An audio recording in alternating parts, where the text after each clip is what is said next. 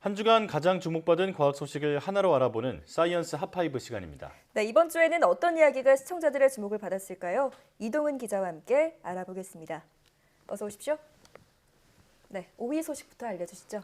네, 얼마 전에 이 국내에서 천연기념물인 장수하늘소가 유충에서 탈피한 뒤에 나무 구멍을 뚫고 나오는 이 우화 장면이 포착이 됐습니다. 네. 이 강원도 영월군의 천연기념물 곤충연구센터가 이 촬영에 성공한 건데요.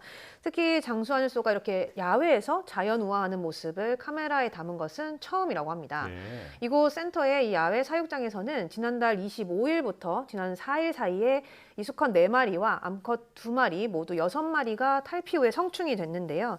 2017년 암컷 장수하늘소가 산란한 지 4년 만에 일어난 거라고 합니다. 네. 이 덕분에 장수하늘소의 생육 주기도 이번에 처음으로 밝혀졌는데 그동안 이 장수하늘소는 보통 5년에서 7년 만에 우화한다고 알려져 있었지만 이번 관찰을 통해서 이 우화 기간이 3년에서 4년 정도라는 사실을 알게 된 거죠. 네. 또 이 장수하늘소는 북방계 곤충으로 여겨졌었는데 중부 이남에서도 이렇게 문제없이 살 수 있다는 것이 이번 실험에서 밝혀진 겁니다.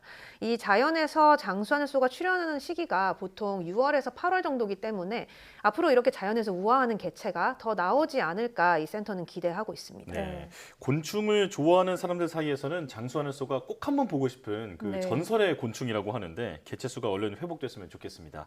자, 4위 소식은 뭔가요? 네, 우리가 보통 이 이산화탄소를 줄이는 방법이라고 하면 이 나무를 많이 더 심는다거나 숲을 더 늘린다거나 이런 걸 떠올리게 되잖아요. 네. 그런데 이 우리나라 갯벌이 이런 나무나 산림에 못지않게 막대한 양의 이산화탄소를 흡수한다 이런 연구 결과가 나왔습니다. 예. 이 서울대 연구팀이 지난 2017년부터 4년 동안 전국에 있는 이 20개 갯벌에 모래와 뻘을 채취를 해서 이 탄소 흡수량을 측정을 해봤는데요. 그 결과 이 갯벌이 약 1,300만 톤 규모의 탄소를 저장을 하고 있고요. 예. 또 이 매년 26만 2천 톤의 이산화탄소를 흡수하는 것으로 나타났습니다. 그러니까 1년에 승용차 11만 대가 내뿜는 이산화탄소량을 흡수하는 그런 셈이 되는 네. 겁니다. 네. 이렇게 이 갯벌과 같이 해양 생태계가 저장하는 탄소를 우리가 블루카본이라고 하는데 나무나 숲이 흡수하는 탄소인 그린카본보다 이 블루카본의 흡수 속도가 50배는 빠르다고 합니다. 네. 그런데 뭐 그동안은 이런 블루카본의 가치가 상대적으로 주목받지 못한 게 사실인데요. 이번에 우리나라 갯벌의 이런 잠재적인 능력이 과학적으로 입증이 되면서 앞으로는 이 탄소 감축원으로서의 이런 해양 생태계 가치도 커질 것이라고 기대가 됩니다. 네. 저도 이 소식을 뉴스로 전해드리면서 처음 알게 됐는데 네. 지금까지는 이 가치가 좀 주목받지 못한 만큼 앞으로는 이 관련 분야 연구가 활발하게 이루어졌으면 좋겠네요. 네. 다음 소식은 뭔가요? 네, 최근에 이 코로나19 사태가 장기화하면서 아무래도 이 온라인 쇼핑을 이용하시는 분들이 상당히 많아졌는데요. 이 지난 5월에는 한 달간 이 국내 온라인 쇼핑 거래액이 처음으로 16조 원을 돌파하기도 했습니다. 예. 이 가장 큰 요인으로는 아무래도 이 음식 서비스의 거래가 늘어난 것을 꼽을 수가 있는데 1년 전보다 무려 62% 이상이 증가한 것으로 나타났습니다. 네. 이 코로나19의 영향으로 배달 이용자가 사실상 뭐 많이 늘어나기도 했지만 이러면서 이 동시에 배달 음식 서비스 자체가 굉장히 다양해졌고요. 예. 또 이 식품과 관련한 이 새벽 배송 같은 것들이 확대된 것도 영향을 준 것으로 보입니다. 네. 또 이 온라인 거래가 늘면서 모바일 쇼핑 자체가 역대 최대 거래액을 기록하기도 했는데 전체 온라인 거래의 71.2%, 그러니까 한 11조 4천억 원 이상이 모바일로 이뤄진 것으로 나타났습니다. 가장 많이 거래된 것은 뭐 역시 음식 서비스였고요. 네. 또 우리가 흔히 요즘 주고받는 뭐 이쿠폰이라던가 또 아동용품, 애완용품 같은 것들도 모바일로 구매하는 비중이 커졌습니다. 예. 이런 온라인 쇼핑의 증가세가 단순히 이 코로나19의 영향으로만 볼 수 없다는 게 이 전문가들의 평가인데요.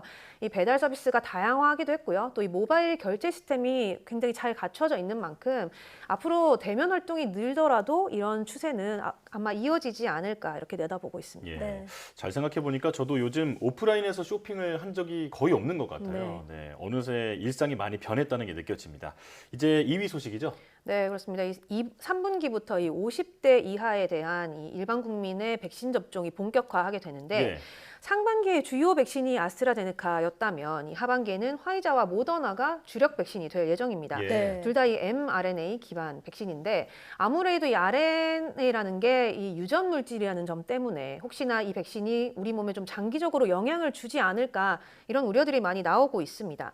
이런 가운데 미국에서는 이 mRNA를 백신을 맞아도 관련 성분이 이 모유에 들어가지 않는다 이런 연구 결과가 발표가 됐습니다. 네. 이 화이자나 모더나 백신을 2번 다 맞은 이 여성 7명으로부터 백신 접종 뒤에 4시간에서 48시간 사이에 채취한 모유 샘플을 채취를 해서 연구를 해봤는데 이 백신과 관련된 mRNA가 검출된 모유 샘플이 하나도 나오지 않았다고 합니다. 예. 이 연구팀은 만약에 이 검사에서 나오지 않을 정도로 아주 적은 양의 mRNA가 남아있다 하더라도 이 정도의 유전 물질은 이 신생아의 위장관 시스템에 의해서 분해가 될 것이다 이렇게 설명을 했는데요. 결론적으로 이 백신을 맞은 여성이 아기에게 모유를 먹여도 아무런 문제가 없다는 얘기입니다. 이 현재 모유를 수유 중인 여성에 대해서는 사실 이 코로나19 백신 접종을 권고하지 않고 있는데 그래서 이번 연구 결과가 더 중요한 의미라고 이 전문가들은 평가를 했습니다. 예. 네. 자, 3분기 백신 접종 계획을 앞두고 좀 걱정하시는 분들이 많았을 텐데 이번 연구 결과가 좀 유의미하겠네요. 네. 자, 마지막 1위 소식은 무엇인가요?